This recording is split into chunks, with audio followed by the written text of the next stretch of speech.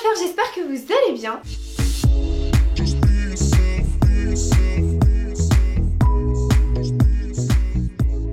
Aujourd'hui je vous retrouve avec mon top 10 on va dire de films d'Halloween, de films ambiance Halloween. Parce que voilà, j'estime que tout le monde ne va pas passer une soirée avec ses amis etc déguisés nanana. Il y en a pas mal d'entre vous je pense qui restent chez eux ce 31 octobre et qui se demandent ce qu'ils vont faire en fait. Et donc moi je sais, moi je vais fêter Halloween avec mes amis, une soirée etc. Mais je sais que si j'avais rien de prévu et si je passais une soirée chez moi, j'aurais fait ça comme ça. Je me serais préparé genre un bon petit plat. Je me serais mis en pyjama pilou pilou avec un gros plaid dans mon canapé devant la télé à regarder des films d'horreur ou du moins qui font pas trop peur, en mangeant des bonbons avec un gros chocolat chaud et compagnie, vraiment un truc hyper cocooning. Par contre je vais pas vous présenter dans cette vidéo des films qui foutent grave les jetons, qui sont hyper gore, enfin bon c'est assez nuancé mais bon, je vais pas vous citer tous les gros classiques du style Conjuring, Annabelle ou encore Saw pour les trucs vraiment gore parce que déjà en fait ça vous apprendra rien parce que le but c'est pas que vous alliez vous coucher et que vous n'arriviez pas à fermer l'œil de la nuit en fait. Donc je vais commencer par 4 séries. À commencer par une série que je n'ai pas regardée. Voilà, c'est super, mais j'ai regardé le résumé, je l'ai ajouté à ma liste et je vais la regarder très prochainement. C'est les nouvelles aventures de Sabrina. Ça c'est une nouveauté toute récente, toute fraîche là sur Netflix. Et franchement ça a l'air d'être trop bien. Après j'ai pas regardé donc ça se trouve c'est de la grosse daube. Mais bon, si vous connaissez, si vous regardez, dites-moi ce que vous en pensez. C'est l'histoire en fait, si j'ai bien compris, d'une jeune fille qui s'appelle donc Sabrina qui à ses 16 ans doit faire un choix de vie entre vraiment rester dans le monde de la sorcellerie et donc sa famille parce qu'elle est issue d'une famille donc de sorciers, vous voyez, ou alors elle choisit de rester dans le monde des humains avec donc ses amis finalement. C'est un peu du coup un délire d'Harry Potter. Ensuite donc deuxième série c'est Haunting of Hill House. Ça c'est une série que j'ai commencé à regarder qui est un peu longue à démarrer j'avoue donc je sais pas si je vais finalement aimer au final mais c'est mon délire de série de films d'horreur on va dire. Donc en fait c'est vraiment l'histoire de une maison hantée mais genre un espèce de manoir hanté et donc il y a toute une famille en fait qui vit dedans de base. En parallèle on a leur vie maintenant une fois qu'ils ont bien grandi, qu'ils sont tous adultes à peu près, et on voit en fait le parallèle entre leur enfance dans cette maison hyper lugubre et leur présent en fait avec toutes les séquelles que cette enfance leur a apporté. Je sais pas si vous voyez mais bref il y a beaucoup de flashbacks etc. L'épisode 1 c'est vraiment sur les fantômes et les esprits de la maison et en fait je pense que toute la saison du coup va se baser sur les mystères de cette maison en fait. Troisième série c'est iZombie, donc ça c'est une série que je regarde avec mon copain qui est assez cool. C'est pas comme The Walking Dead en mode invasion de zombies terrifiant etc. Non, c'est juste l'histoire d'une fille en fait qui va se retrouver zombie un peu du jour au lendemain et donc sa vie va être complètement bouleversée par ça. C'était une grande chirurgienne si je dis pas de bêtises et depuis qu'elle est devenue zombie en fait elle a arrêté, elle a changé de métier pour travailler à la morgue. Pourquoi ? Pour récupérer les cerveaux des gens morts. C'est un peu glauque mais bon c'est ça. C'est pour se nourrir en fait finalement qu'elle travaille à la morgue et en se nourrissant des cerveaux des gens morts elle a accès à leur vie, à leur passé, à leur qualité, à leurs défauts, à leur dernière vision avant la mort ou quoi et donc elle va pouvoir aider la police en rapportant des faits sur ce qui s'est passé. Par contre personne ne sait qu'elle est zombie en fait, elle va se faire vraiment passer pour une médium. Et alors la dernière série là par contre c'est du high level, franchement âme sensible s'abstenir. Je voulais vous parler de Slasher parce que je crois que je vous en ai jamais parlé sauf peut-être sur les réseaux sociaux mais pas sur YouTube.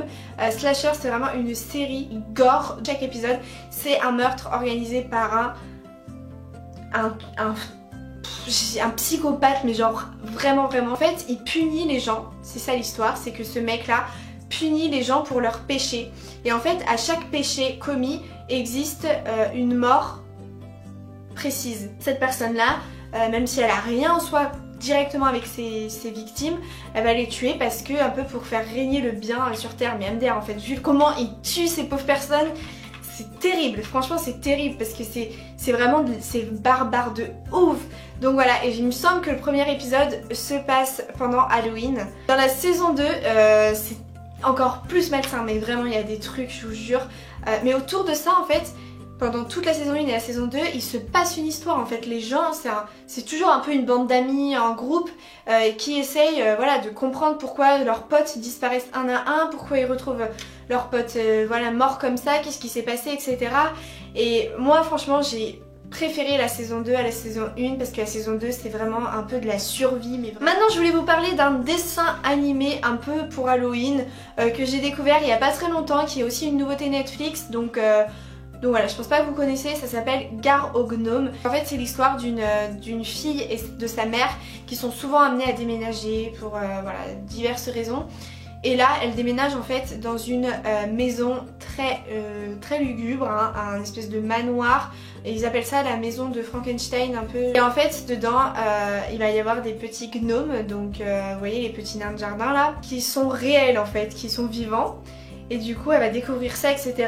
Et au final il va y avoir un secret. Cette maison elle renferme un secret et du coup il va y avoir vraiment toute une histoire autour de ce secret à défendre, parce que sinon il va y avoir plein de monstres qui vont tout détruire sur la planète et tout. Ça reste un dessin animé, mais je trouve que pour Halloween, regardez ça, pour les gens qui détestent les trucs d'horreur et tout mais qui veulent quand même...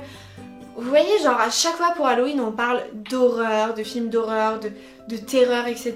Écoutez, il y a des gens qui détestent ça. Genre. Ensuite je voulais vous parler de Psychose. Donc c'est un film d'Alfred Hitchcock, donc vraiment classique, mais justement tellement classique qu'on oublie en fait de regarder ça. Et moi c'est le premier film d'horreur de tous les temps que j'ai regardé. C'est un film d'angoisse, de suspense, enfin vraiment la Hitchcock, voilà, si vous connaissez le délire de l'artiste vous voyez un peu le genre. Si vous avez aimé la série Bates Motel, vous allez kiffer Psychose, puisque Bates Motel est inspiré de Psychose à fond.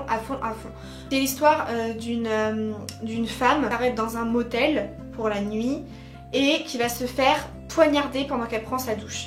Mais genre poignarder sauvagement, genre cette scène elle m'a choquée, enfin franchement j'ai encore les images en tête. Et du coup cette mort va forcément ramener genre son mari, un ami à elle, ou une amie à elle, je sais plus, une amie à elle et un détective à sa recherche. Et donc ils vont se rendre sur le lieu du crime.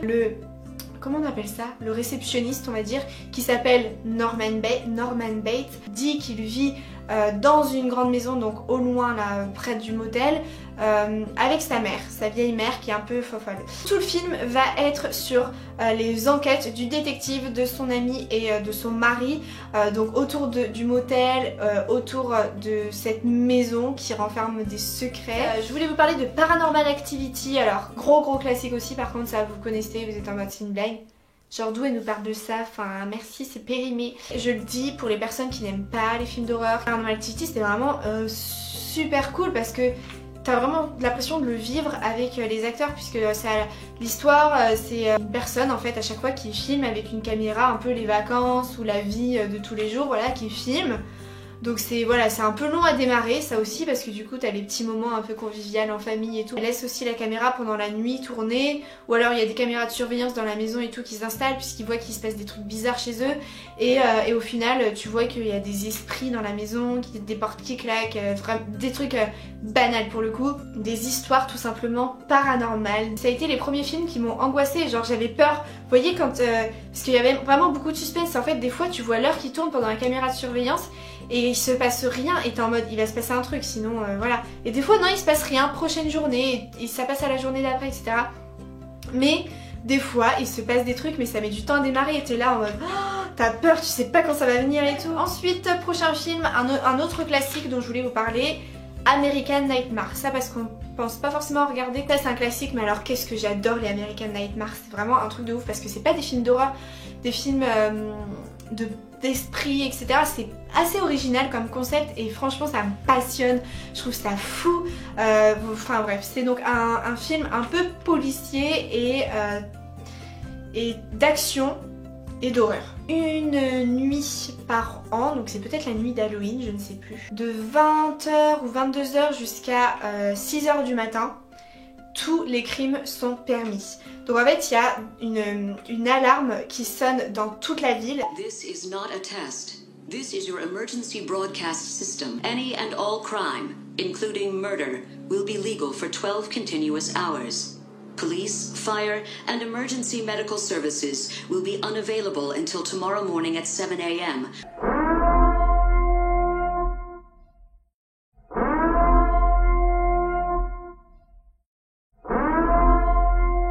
En fait, c'est vraiment l'anarchie pendant cette nuit-là.